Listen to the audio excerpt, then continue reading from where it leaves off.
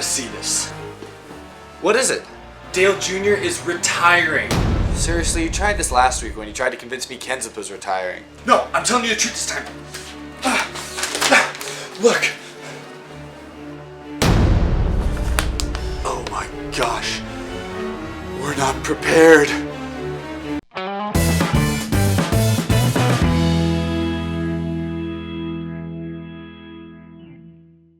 Hello everybody, my name is Eric. Welcome to Out of the Groove. I actually have a decent amount to talk about in this week's show, but I'm going to try to condense it as best as possible. A couple big stories that most of you probably already are aware of and are already anticipating, so I'll be sure to not keep you waiting too long. But to start things off, let's go over Bristol, which was this past weekend. Well, I say weekend, it was actually run on Monday afternoon, but yeah, you get what I meant. The top takeaway from that is Jimmie Johnson, who everyone, many people at least, myself included, about 3 or 4 weeks ago were talking about how much that team was struggling, about how much Hendrick Motorsports was struggling, and how there was reason to be slightly concerned if you were in the Jimmie Johnson camp. Jimmie Johnson has smacked all of us in our pretty little faces by winning both of the last 2 Cup races, first at Texas and now this weekend at Bristol. And now granted, he didn't dominate either race or anything, but he did have one of the best cars at both tracks, and you know, he got the win. You gotta give him something for that. So Jimmie Johnson went quickly from being kind of a chase bubble driver at the moment to kind of struggling on a week-to-week basis to now tied for the series lead in wins. Ain't that just how it goes? There's really not a lot else to talk about in terms of Jimmie Johnson. I mean,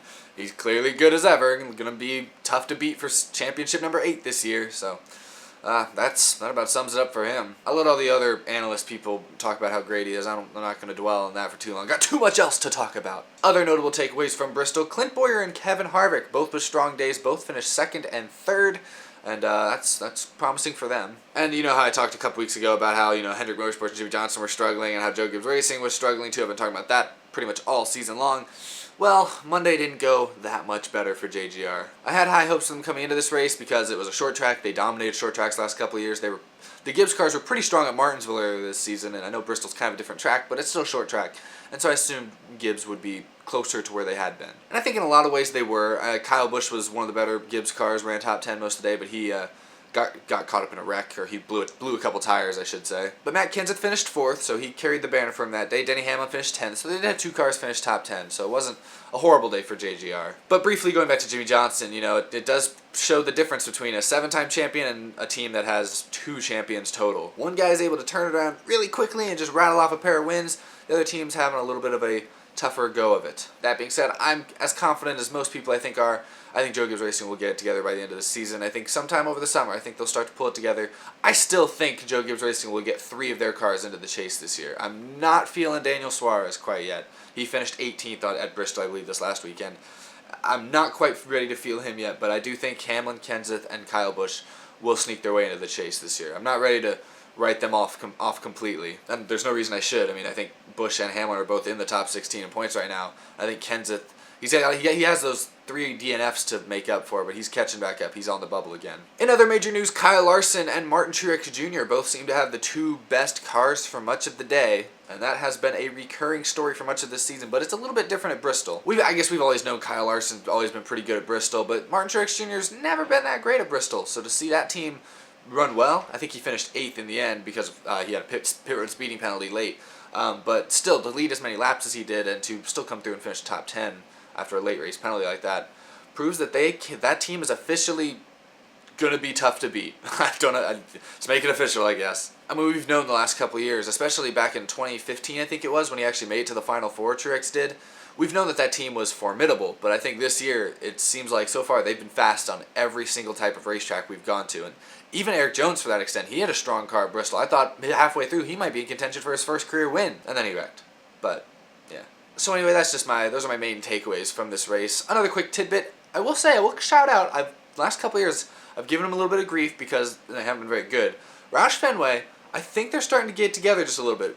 Ricky Stenhouse finished 9th at Bristol, which we know is probably his best track, so it's not super exciting. But Trevor Bayne also finished 11th. So they're getting closer. I think that's what we can say from that. And right now, those 2 Roush drivers, Trevor Bayne is 13th in points, Stenhouse is 16th, which still isn't where Roush was 5, 6, 7 years ago, but they are improving. I mean, we forget Stenhouse and Trevor Bayne have consistently been outside the top 20 in points for a lot of the last couple seasons.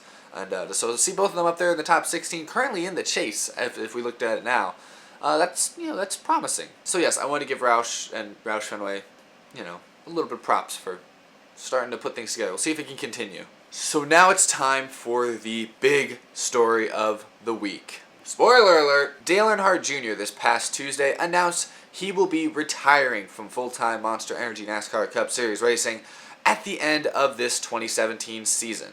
Please don't cry. Dale Earnhardt Jr., we all know who he is. Yeah, he has 26 career wins in the Cup Series. He won 2 Xfinity Series championships in 98 and 99.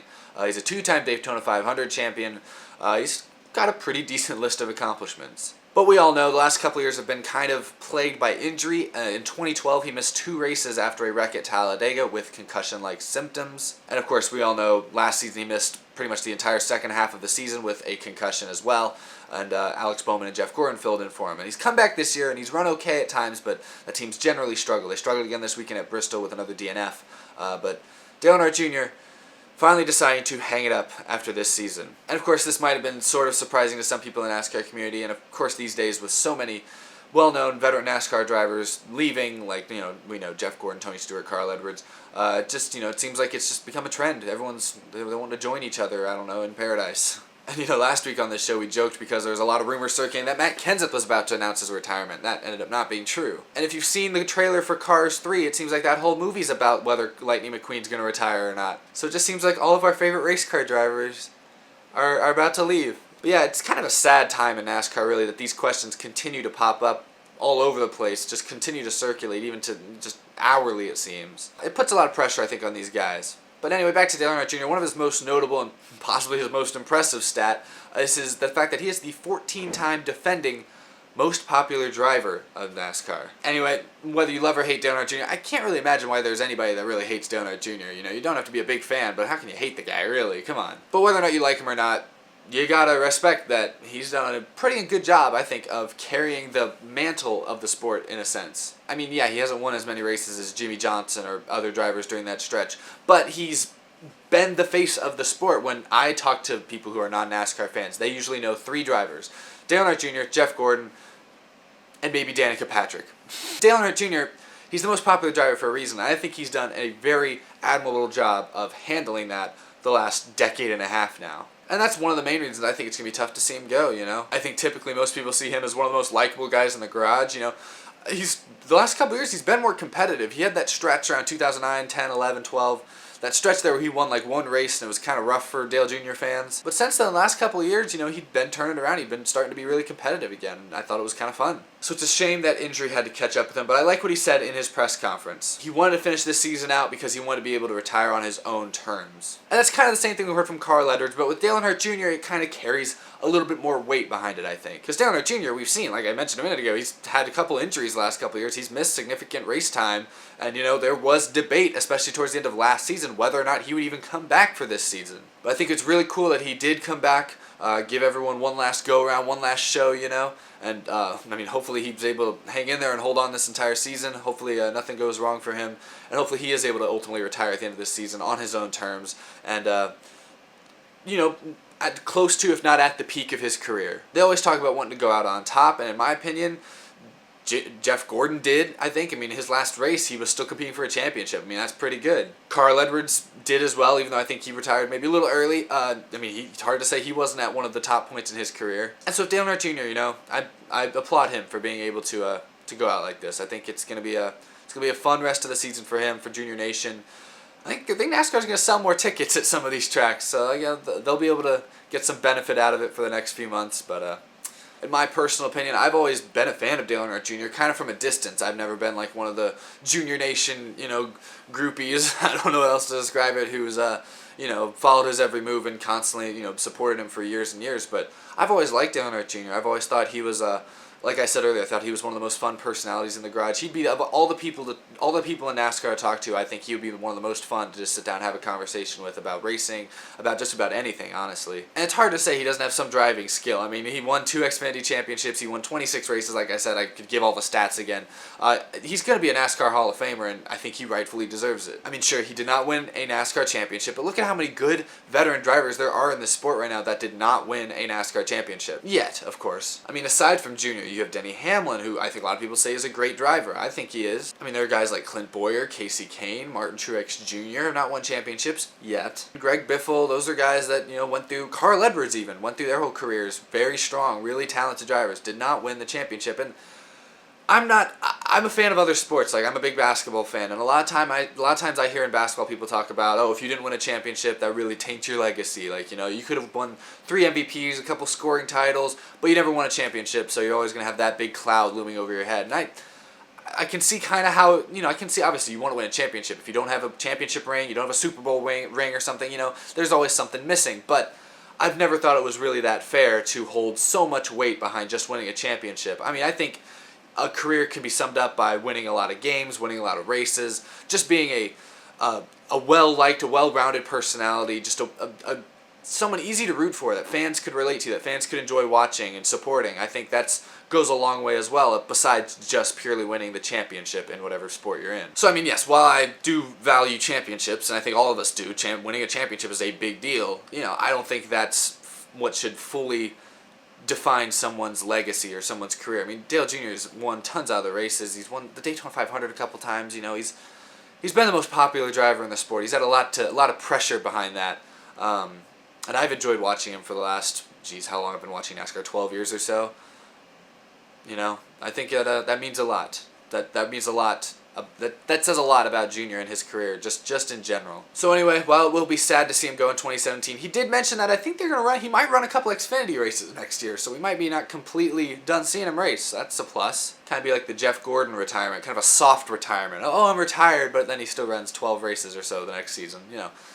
Ease out of it, I guess, is the best way to do it, I suppose. But yeah, that's all I have to say about Dale Earnhardt Jr. That's all I pretty much have to say about this week's show.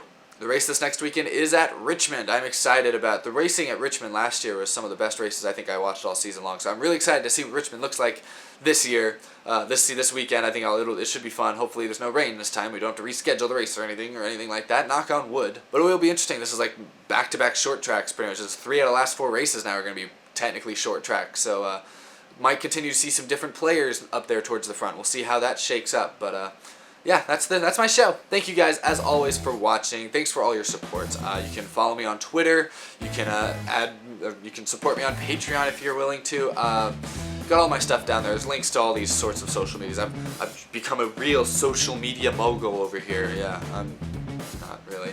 People always tell me I got to get on my Instagram and stuff, and I never have. I don't even think I have Instagram downloaded on my phone. I'm still pretty out of it. But anyway, yeah, guys, new episodes every Thursday of this Double E Cup Series Season 8. I know a lot of you guys keep asking me about that. I released a little teaser last week about it. I will have more news coming about that probably in the next week or so. There will be more news talking about an actual sign update and all that, because the series starts in mid to late May is when the first race will probably be released. So keep an eye out for that. I know a lot of you guys are looking forward to that. I'm looking forward to that too. I think it'll be fun to go back to my roots in a sense. It's been a while since I sat in a room by myself for 15 to 20 hours. By myself, sitting there for 15 to 20 hours. It's been a long time, but it'll be interesting to get back into it. So thanks guys for watching. Hope you guys have a wonderful weekend and a wonderful week next week. I'll see you on Thursday. That's it for me. Peace out. Oh my gosh!